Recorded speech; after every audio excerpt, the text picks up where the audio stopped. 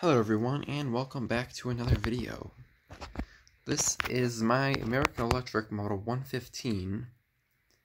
This is a fixture that I got at an antique store, and it's in really quite nice condition. So, you'll know I've already made a video of this a while ago, but I'm going to do a bit of a better video here, maybe a little bit longer, a little bit more detailed, and a little just hopefully in a way that turns out better than my last video did. So this fixture is one of those fixtures that's new, and either you like it or you don't like it. I don't really think there's too much in between with this fixture because it's a modern light, but it doesn't look bad. And you notice this one has a glass lens, which is a little bit more uncommon on these. Usually you'll find them with an acrylic lens, and actually, I kind of want to get one of those lenses for this because I think it looks really good with this fixture. Although it kind of looks just a little bit like an OV15, especially with that lens and then the shape of the fixture. So, looking at the outside, we'll start at the top. It's got this red stuff, and I don't really know what this is from. I've got this a couple of my lights. It's the same sort of thing, just focus. But, oh well. There's the part where you level it, and it's quite cheap compared to older fixtures. Especially like here where it says level and level. I think that's so cool. And this is just really bare bones. And this here, this is really the worst part of the fixture. It really is nice condition. Here you have your heat sink. This is where the ballast is right under. And this just helps keep the ballast cool. And I've really only seen this on American lights. Not really anything else except for something like Lime Materials lights or whatnot. And then behind that, you got your American Electric photocell socket, which I actually quite like. These are really easy to use. You don't have any, it's completely toolless. You don't need anything. You just pick it up and you just twist it, and then it locks in place. And then finally, you got your two parts here where your bolts are, and then you'll see it's a little bit thicker here, just to add some reinforcement. Although these still sometimes, it's not often, but sometimes they'll break right along here, especially if they're in like a high vibration environment. So yeah, not the best quality fixture, but it's better than a lot of fixtures. So now I'm gonna kind of, again, there's the side profile. Now we're gonna flip this on its back. Alright, it's 150 watt high pressure sodium, as you can tell by that sticker. And another thing, I don't really like where the sticker is because it's on a curved surface, so it's gonna not quite stick well, but it is what it is, I guess. And the finish here is kind of rough. Don't like that either, but that's how it came from the factory. And you'll see these two little parts here that stick out. That's where you would stick a level gauge to see if the fixture was level from the road. You know, those are completely level. And then finally you got your American Electric hinge, and I'll go over that in a moment. Anyway, your glass lens here, which is your typical Hall of Fame lens. Nothing too special about it. I do notice that this one is quite green, and it's got some sort of imperfection in the glass. And then finally, once you get up here, you'll see these two tabs that hold the glass in, and then your kind of cheap style latch that American Electric has been using since the 60s. So, that's it for the outside of this light. Now I'm going to open it up. So you just pull on this, it unlocks, and then here's your hinge. Let's see how that goes together. Now this hinge design really isn't that good, and they probably should have kept what they were using with the ITT series lights with the hinge keeper. But it works. It's just not the best thing. These little dimples can kind of break off. And there's the other side where it holds in. Real simple. So here is the door. It's got something stamped on it there. I don't really know how to interpret these also. I haven't really either looked anyway, so. Here is the glass.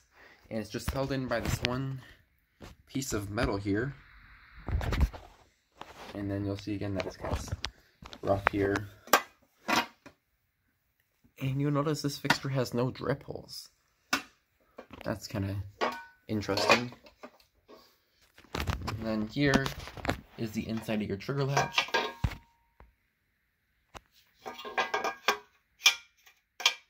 Super simple. Now to take out your glass, of course, it's just as simple as turning this piece out of the way. And then you can pop that glass out. Here's the glass just sitting by itself. It's your typical Hall of Fame Westinghouse OV15 style glass. Again, you'll notice when I turn this over how green it is. So overall, this glass is pretty good, actually. It's not awful. I've noticed some other lenses, and it's definitely a lot better than the acrylic lenses.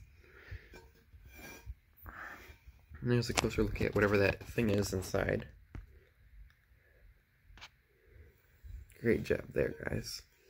And again, there's the prismatic quality of this lens is quite nice. Now, on the inside here, you can see really just how green that glass is. That's something I really don't like about this, but it doesn't really hurt anything. Now, you'll see on the rim, there's the writing, so Hall of Fame number 4215, Enduro, patent, something, that's it for that. And then right here, on the rim here, it says 3T. You see that?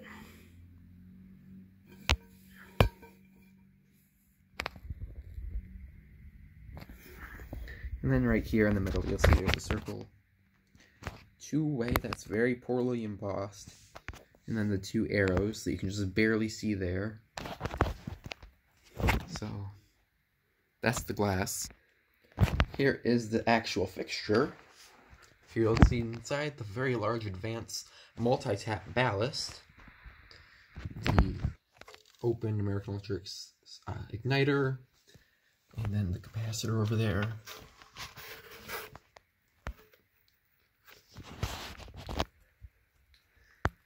You'll see some information tags on it, wiring diagram, and then on the other side,